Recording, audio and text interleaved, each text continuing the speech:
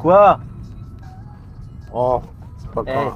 Je retourne 25 ans en arrière, mon Nico. 25 ans en arrière. 25 ans.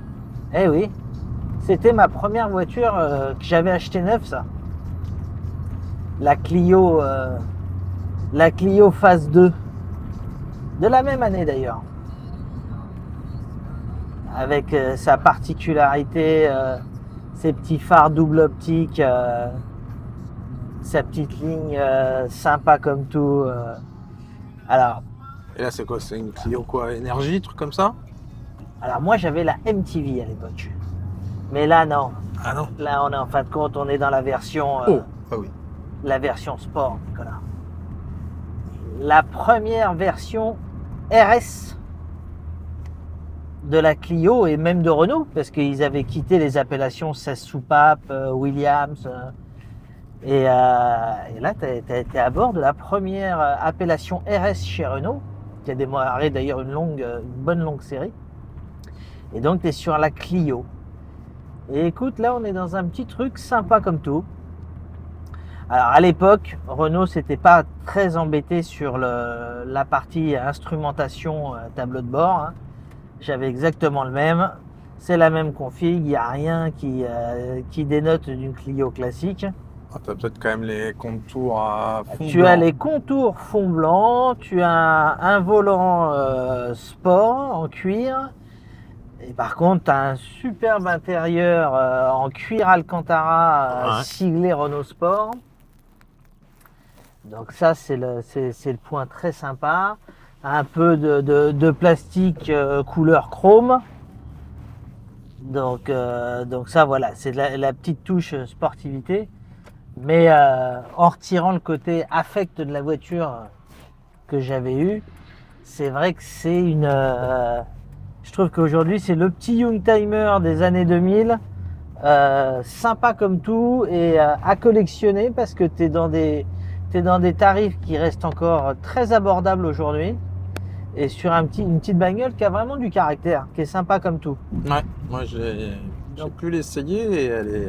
Écoute, J'étais surpris par la nervosité de la voiture. Ouais, c'est nerveux, bon après c'est la version, donc c'était la première version en 172 chevaux, 2 litres 7 soupapes. Et écoute, celle-ci a quand même 182 000 km.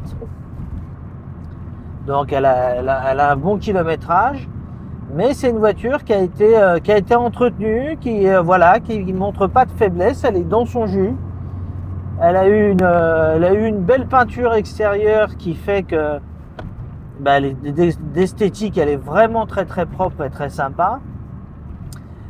Cette version-là était la version, alors je sais plus comment ils appellent ça, mais c'est avec le capot en alu que tu n'avais pas sur toutes les versions. Et écoute, le moteur il est vachement agréable, quoi. C'est très joueur. Ouais. Et franchement, c'est vraiment le petit Youngtimer sympa, je dirais, pour démarrer. Plus, tu as tout l'équipement, je dirais, de choses classiques d'une voiture moderne. La clim, vitre électrique, centralisation, un petit klaxon, un petit ordinateur de bord. Franchement, celle-ci a été très bien conservée et très sympa. T'as pas de bruit suspect, t'as pas de choses. On a fait un bilan de santé.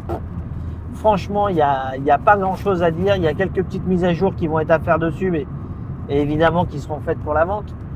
Mais même les plastiques ont vraiment bien vieilli. Alors là, tu vois, mon Nico, on prend un petit rond-point. Franchement, pas de bruit, pas de choses particulière. Ah, tu vas faire combien de tours là? Jusqu'à ce que tu aies mal au cœur. Et là, hop, allez, on va regarder un petit peu ce qu'il y a là, la petite. Ouais, tu vois, je veux dire, le truc, elle n'est pas là pour amuser la galerie par contre. Hein. C'est bien une Clio Sport. Hein. Ouais, c'est vraiment... ça tourne, ça respire bien. Franchement, c'est sympa comme tout.